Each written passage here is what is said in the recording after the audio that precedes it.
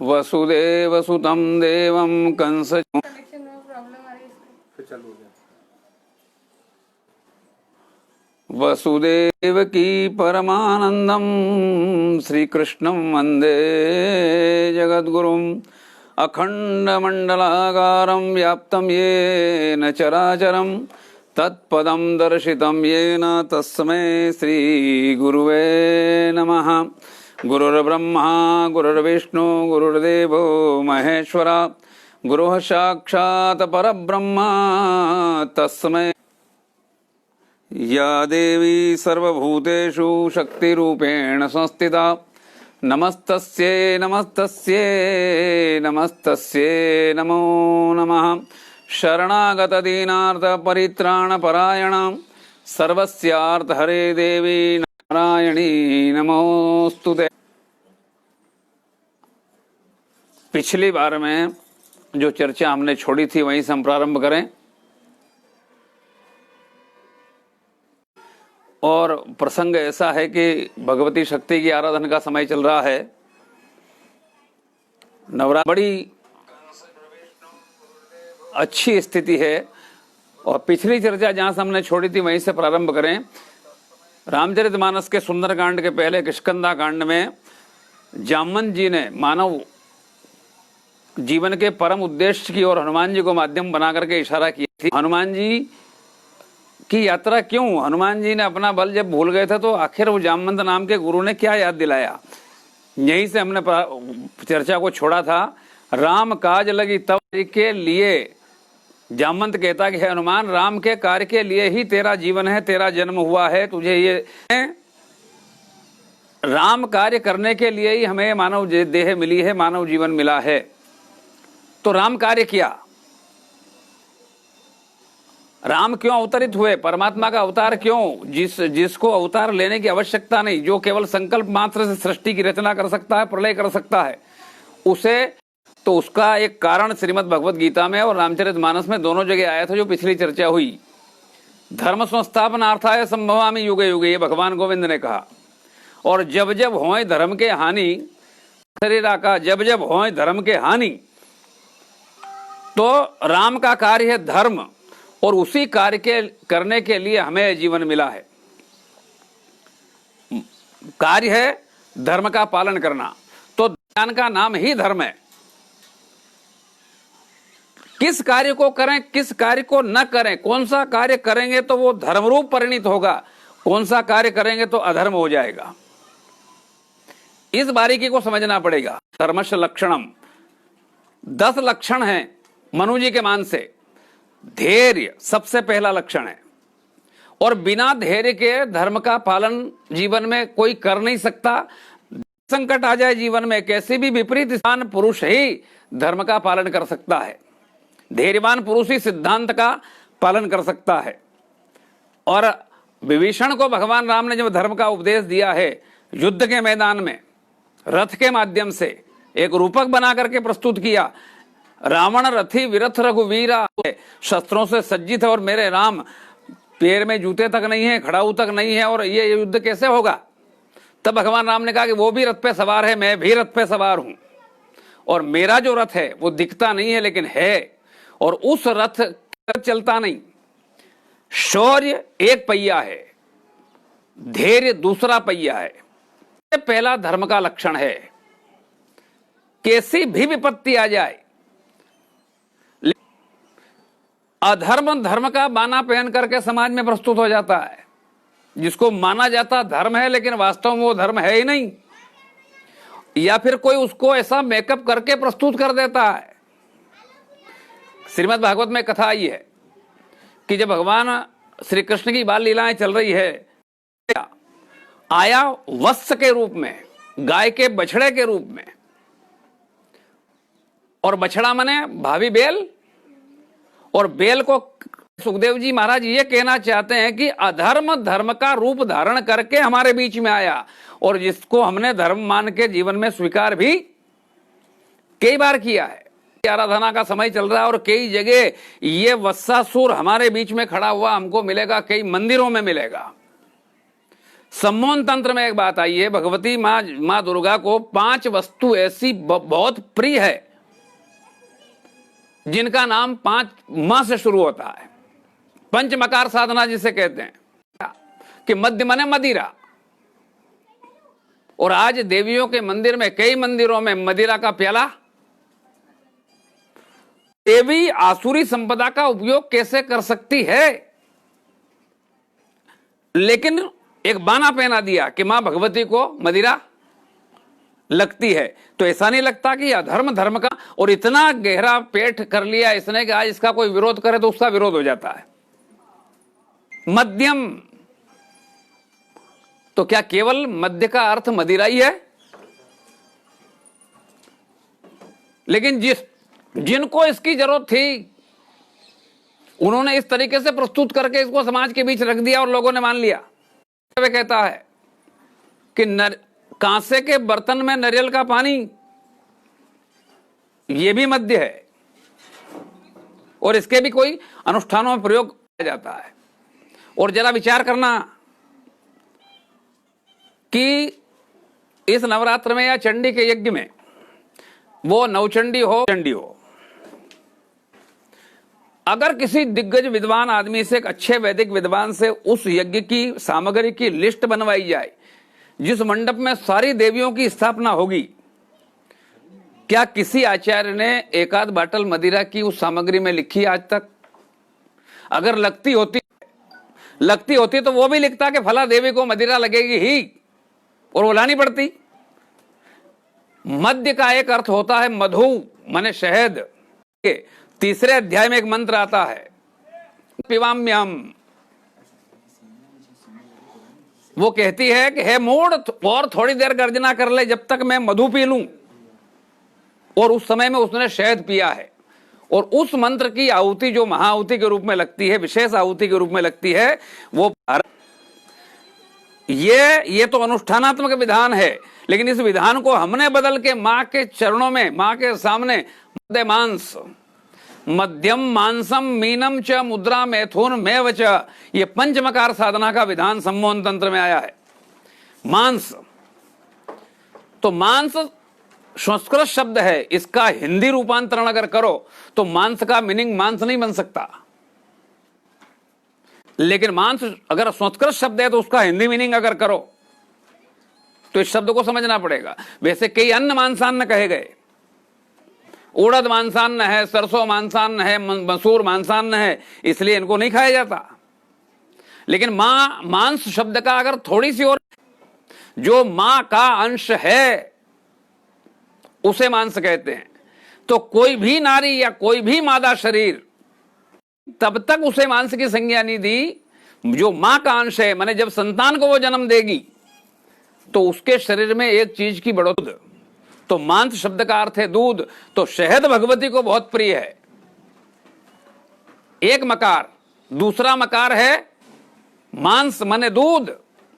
तो दूध की जगह बकरे और पाड़े कट गए। ये वत्सासुर के रूप में हमारे बीच में, असुर वत्स के रूप में या अधर्म धर्म के रूप में हमारे पास में ही सातुरुंडा में अभी जाओ तो अभी रोज के रोज पीढ़ियों पे खून की धारा मिलेगी। कलकत्ता चले जाओ तो वहां तो मंदिर, ऐसा कई जगह हो रहा है। मध्यम मांसम, तीसरा है मीन। और जिन्होंने भी इसके दूसरे अर्थ करके प्रस्तुत किया उन्होंने आगे पढ़ा ही होगा, लेकिन अपने स्वार्थ की सिद्धि के लिए इसको लागू किया गया। जिनको इन दोनों चीज का सेवन करना था उन्होंने भगवती को बीच में लिया कि हे मां तेरे साथ, और लोग प्रसाद के रूप में आज पी रहे हैं, चरणामत बढ़ती है। मीन माने मछली। एक मछली गंगा की, एक मछली यमुना की। इन दोनों मछलियों को ला करके, दोनों मीन को ला करके भगवती के चरणों में बहुत विचित्र अर्थ मिलेंगे। गंगा यमुना सरस्वती ये त्रिवेणी है। ईड़ा पिंगला और सुषुम्ना,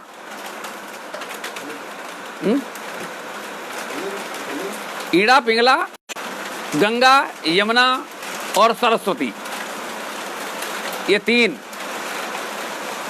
गंगा यमुना और मध्य, ईड़ा और पिंगला गंगा और यमुना है, सुषुम्ना है सरस्वती।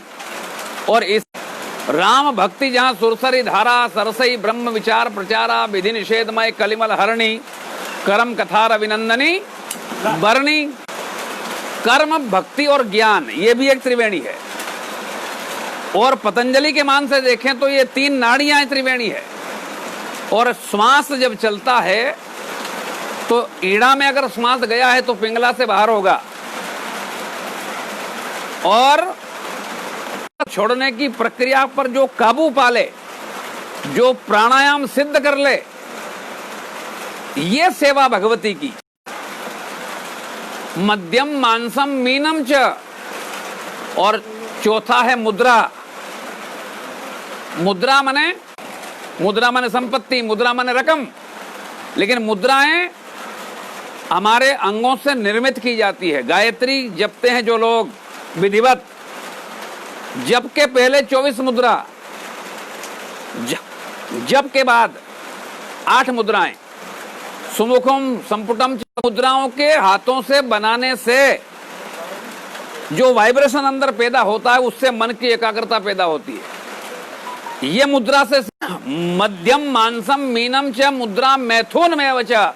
मैथुन माने नर्मदा का मिलन नहीं,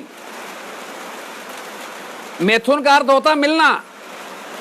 मिलना माने आत्मा का परमात्मा से मिलना, या शक्ति का शिव से मिलना, या जीव का ईश्वर से मिलना। के नीचे है वो सुषुम्ना में चलते चलते चलते चलते ब्रह्मरंध्र में आकर के ब्रह्म से मिल जाए, इसका नाम है मैथुन। लेकिन विकृति ये आई तंत्र के मान से, जो न समझ पाए उन्होंने मैथुन माने नर मादा का मिलन। और इसी कारण से कि जो कंस का भेजा हुआ है और आया, अधर्म धर्म के रूप में परिणत होकर हम उसको समझ ही नहीं पाए, और हमने उसी को धर्म मान करके उसको जीवन में लागू कर लिया। तो धर्म को बड़ी बारीकी से समझना पड़ेगा। धर्म क्या है? तो धर्म को मनुजी महाराज ने 10 नियमों में बांधा है, 10 लक्षणों में बांधा है। धृति, क्षमा, दम, अस्तेय, वीर विद्या, सत्यम, अक्रोधो, 10कम धर्मस्य लक्षणम। और पहला लक्षण है धर्म का धृति माने धैर्य, धीर, धीरज। और जब तक धीरज नहीं, हम सिद्धांत का पालन नहीं कर सकते, हम नियमों में रह के नहीं जी सकते। और क्या किया है? हरिश्चंद्र के जीवन में आया, पूरा राजपाट सब कुछ दान में विश्वामित्र जी को दे दिया, और फिर 3000 मुद्राएं मांगी तो उसका संकल्प कर दिया, कहा दो, तो उस काशी में बिक गए। ये धैर्य की पराकाष्ठा है। और उसी धर्म का पालन करने के परिणाम में हरिश्चंद्र को खोया राज्य तो मिला ही मिला, लेकिन परमात्मा की प्राप्ति भी। ये लोग विचलित नहीं हुए। धैर्य, और कितना धैर्य! हम कहते हैं हम तो जरा जरा सी बात में विचलित हो जाते हैं। अगर हमारा कोई स्वार्थ सिद्ध होता हो तो एक पल में सारा नियम सारा सिद्धांत ताक में रख दें। लोग कहते हैं जमाने के साथ चलना पड़ता है। सोसाइटी शेर को कभी घास चरते देखा? उसने अपने खान पान से कभी समझौता नहीं किया। हाँ, मनुष्य ने जरूर बहुत बार किया। एक शेर होते गया, 6 दिन में हालत यह हो गई कि उससे उठने की नहीं बनती। तब एक लोमड़ी आई उसके पास, दूर से खड़ी होकर कहा, महाराज प्रणाम। कौन? कहा मैं लोमड़ी। क्यों आई? कहा आपका हालचाल पूछने। का हालचाल पूछना था तो 4-6 दिन पहले आती, तो तेरा ही भोजन में आई। कहा महाराज मुझे आप पे दया आ गई। का हाल तो बड़े खराब है, मैं 6 दिन से भूखा हूं, क्या करूं? का उसका व्यवस्था मेरे पास में है। क्या व्यवस्था है? आप एक काम करो, आज के दिन घास चल लो, आज पेट भर लो, फिर ताकत आ जाएगी शरीर में, फिर अपने सिद्धांत पे वापस चलना शुरू कर देना। तब वो शेर बोला, हम मानव हैं कि मैं 1 दिन की बात करे, 6 दिन की बात करे, 10 दिन की बात करे, दिन भोजन करूं, 100 दिन हो जाए, यहां तक कि मेरी मृत्यु हो जाए, तो भी मैं मेरा जो भोजन है वही करूंगा, मेरा जो नियम है उसी का पालन करूंगा, चाहे इस के पालन में है धृति। दूसरा है क्षमा। क्षमा माने कोई हमारा अपराध करे हम उसको छोड़ दे, क्षमा कर दे, भूल जाएं, बदला नहीं लें। एक वाक्य आया है, क्षमा वीरस्य भूषणम, नहीं कर सकते। मैंने पिछले बार भी कहा था कि भगवान राम सुमेल पर्वत पर चले गए वानर सेना के सहित, लेकिन वहां भी एक विचार आया कि मैं रावण को नहीं मारूं, जिस कारण से मैं आया हूं यदि वो मेरा काम पूरा हो जाए तो मुझे इस देश में इस तरह का युद्ध नहीं। अब सुग्रीव ने कहा कि महाराज एक बात बताओ, आपने उस पार सुग्रीव का विभीषण का राज तिलक कर दिया है, और यदि रावण आपकी बात मान ले, जानकी जी को लौटा दे, तो जब तक रावण मरेगा नहीं विभीषण राजा बनेगा नहीं। भगवान राम ने कहा कि क्षमा वीरों का आभूषण है, अगर वो मेरे पास आता है क्षमा मांगने तो मैं उसे क्षमा जरूर करूंगा। अब 2 भाई वन वन घूम रहे हैं, फिर 4 भाई वन में घूमेंगे। विभीषण को, लंका का राजा तो रावण है ही, मैं विभीषण को राजा तो बनाऊंगा, अगर ये मेरे राजा बना दूंगा। क्षमा दमन किसका? आजकल लोग दूसरों का दमन करते हैं, दमन करना है अपनी बुराइयों का। ये धर्म की वस्तु मेरी हो, ये भावना भी मन में पैदा नहीं हो। अस्ते का अर्थ है चोरी, और चोरी कई तरह के, विचारों की भी चोरी होती है, वस्तु की भी चोरी होती है, लेकिन किसी भी प्रकार की दूसरे की वस्तु मेरे पास न हो। महाभारत हुआ, इसी व्रत जड़ जो है वो है धृतराष्ट्र है। जब अक्रूर जी महाराज धृतराष्ट्र के पास पहुंचे और कहा कि महाराज जो आप कर रहे हैं गलत है, अन्याय है, क्योंकि राजा तो पांडु थे, और जब पांडु की मृत्यु हुई तब युधिष्ठिर छोटे थे, इसलिए आपको ये राज्य चलाने के लिए सौंपा गया है, राजा नहीं बनाया गया। आज युधिष्ठिर बड़े हो गए हैं, राज्य कार्य संभाल सकते, मेरा नहीं है, मैं जो कर रहा हूं वो ठीक भी नहीं है, पर मेरे मन में मेरे पुत्र दुर्योधन की प्रति मोह है। मैं चाहता हूं कि मेरा ये वृत्ति अस्तेय की है, दूसरों का हक छीनना। धृतराष्ट्र शब्द की परिभाषा यह है, अन्यायेन धृतम परकीय राष्ट्रम स धृतराष्ट्र। जो अन्याय पूर्वक दूसरे के अधिकार, वो वृत्ति धृतराष्ट्र की है। ये वृत्ति हमारे जीवन में नहीं होनी। धृति, क्षमा, दम, अस्तेय, शौचम, शरीर की शुद्धि ये तो होती है, पर अंदर से भी हम शुद्ध हो, हमारा मानस शुद्ध हो, हमारा हृदय पवित्र हो। और श्रीमद् भागवत इसी प्रश्न के उत्तर में कहा गया है। सौनकादिक ऋषियों ने सूत जी से पूछा कि महाराज एक जुल नैमिषारण्य में सौनक ने कथा पूछी, कथा नहीं पूछी, एक समस्या का निदान पूछा है। यो घोरे कलो, महाराज इस घोल कलयुग के समय के प्रभाव से हर प्राणी, और उसमें तमस बढ़ता जा रहा है, तामसिकता बढ़ती जा रही है, तमोगुण बढ़ता जा रहा है, और जब तमोगुण बढ़ा है तो उसकी वृत्ति में परिवर्तन आया, वृत्ति उसकी तामसी हो गई, तो वो चला जा रहा है, और जैसा कर्म जीवन में वैसा फल हम वही प्राप्त करते हैं। भाग्य प्रधान विश्व रचि राखा, यह कहीं नहीं कहा गया।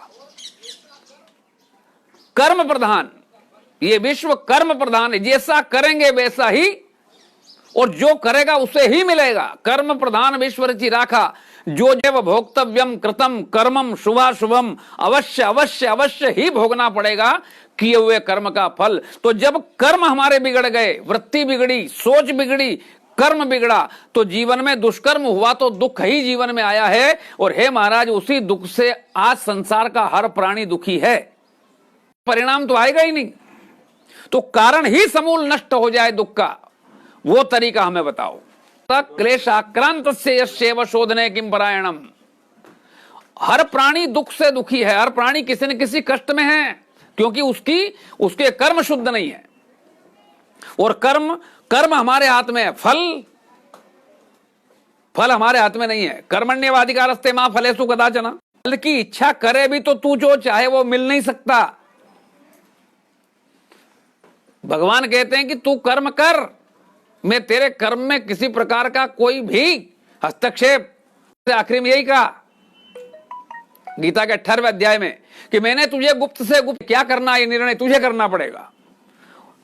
तू कर्म कर, मैं केवल उसके फल का दाता हूं। तो फल हमारे हाथ में है ही नहीं, इसलिए भगवान कहते हैं कि फल की इच्छा करो दुख से आक्रांत है लोग, तो भगवान वो तरीका बताइए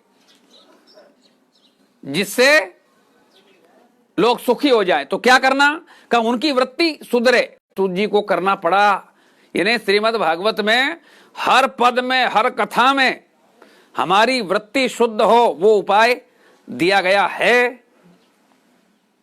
योग हो रे कलो।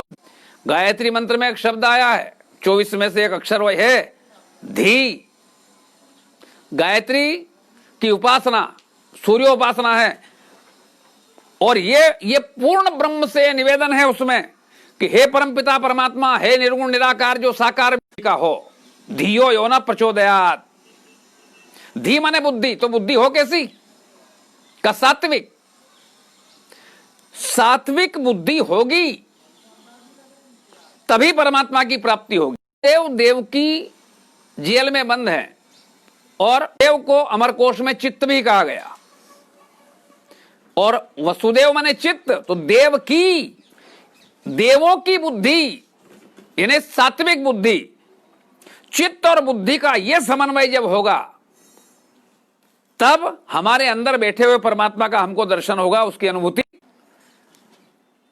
कपिल भगवान का प्राकट्य हुआ उस प्रसंग में, उनके माता पिता को एक नजर देखो तो कर्दम,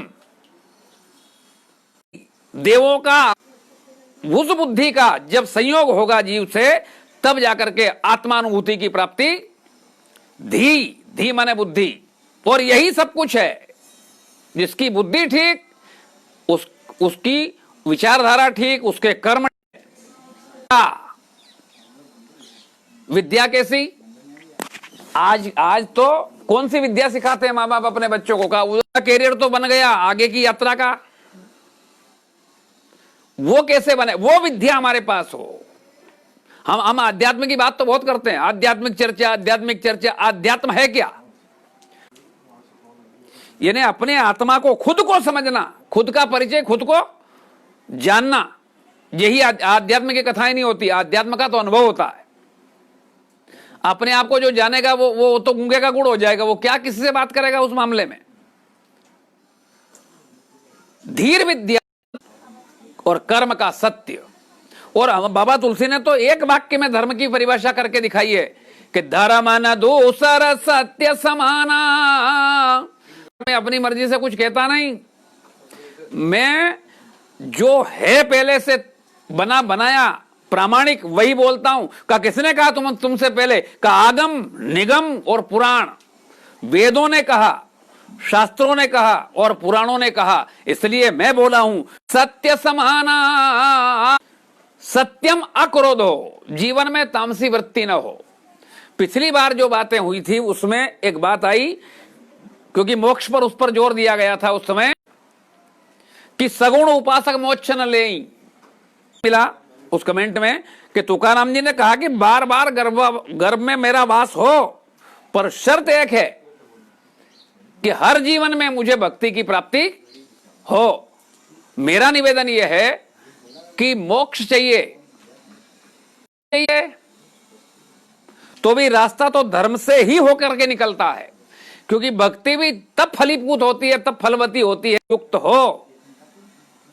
भक्ति ज्ञान विराग से विहीन भक्ति तो दुखी है। श्रीमद् भागवत इसका प्रमाण है कि जब दोनों पुत्र उसके मूर्छित हुए, कमजोर हो गए, जर्जर हो गए, भक्ति दुखी है। और नारद जी जब उसके पास से निकले तो उसने निवेदन किया है, भो दर्शनम तव लोकस्य सर्वथा आघरम परम। आपके दर्शन से मेरी चिंता मिटेगी, मेरा दुख मिटेगा। क्या दुख है तुम्हारा? का मेरे बेटे बूढ़े हो गए। क्या नाम है इनका? कि एक का नाम ज्ञान है, एक का नाम वैराग्य है।